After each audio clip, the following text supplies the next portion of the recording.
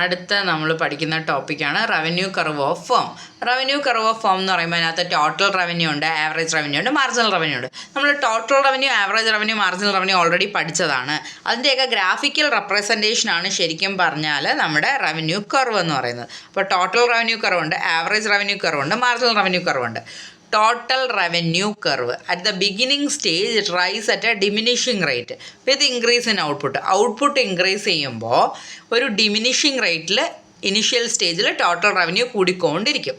This curve start decreasing with increase in output once it reaches maximum limit.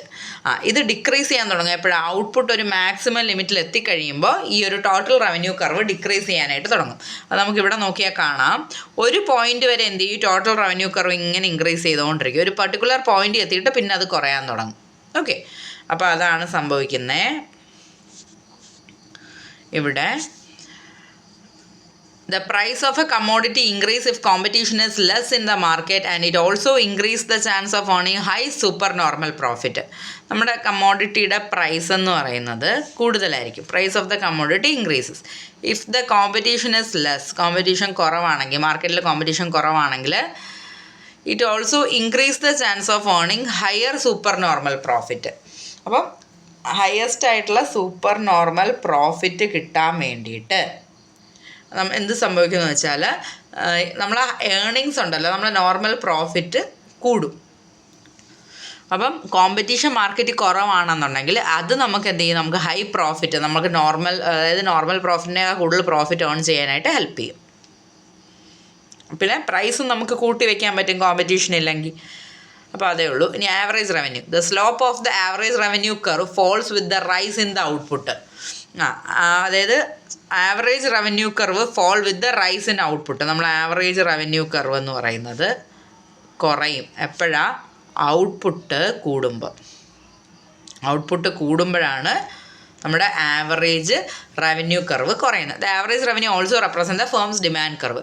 Average revenue curve തന്നെയാണ് ഫേമിൻ്റെ demand കർവിനെ represent ചെയ്യുന്നത്. നമ്മൾ പറഞ്ഞു average revenue എന്ന് പറഞ്ഞാൽ ഒരു കമ്മോഡിറ്റിയുടെ പ്രൈസാണ്. ഓക്കെ, ഇനി marginal revenue. Marginal revenue is increase in the revenue that result from sale of an additional unit of an output. ഒരു അഡീഷണൽ യൂണിറ്റ് സെയിൽ ചെയ്യുമ്പോൾ നമുക്ക് എത്ര എമൗണ്ട് കിട്ടും, അതിനെയാണ് നമ്മൾ മാർജിനൽ റവന്യൂ എന്ന് പറയുക.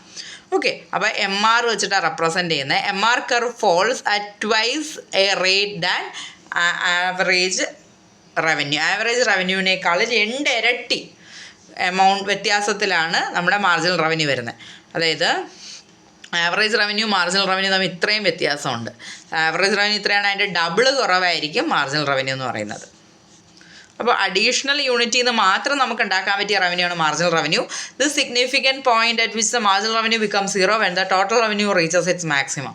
Marginal revenue become negative if the output exceed the point where MR is equal to 0. Okay, അപ്പം ഇത് സിഗ്നിഫിക്കൻറ്റ് പോയിൻ്റ് ആണ്. നമ്മുടെ marginal revenue become 0. Marginal revenue 0 ആവും ടോട്ടൽ റവന്യൂ മാക്സിമം ആകുമ്പോൾ. ഓക്കെ, ടോട്ടൽ റവന്യൂ മാക്സിമം ആകുമ്പോൾ marginal revenue 0 ആവും. Marginal revenue negative ആവാൻ തുടങ്ങും എപ്പോഴാണെന്നറിയാവോ, മാർജിനൽ റവന്യൂ ഈക്വൽ ടു 0 എന്താ output exceed the point. Output ഒരു ലെവൽ കഴിയുമ്പോൾ, ഔട്ട്പുട്ടിൻ്റെ ഒരു ലെവൽ കഴിയുമ്പോൾ പിന്നെ എന്ത് ചെയ്യാൻ തുടങ്ങും, മാർജിനൽ റവന്യൂ നെഗറ്റീവ് ആവാൻ തുടങ്ങും. ഓക്കെ, ഒരു പെർട്ടിക്കുലർ ലെവൽ ഓഫ് ഔട്ട്പുട്ട് കഴിഞ്ഞാൽ പിന്നെ മാർജിനൽ റവന്യൂ നെഗറ്റീവായിട്ട് വരാൻ തുടങ്ങും.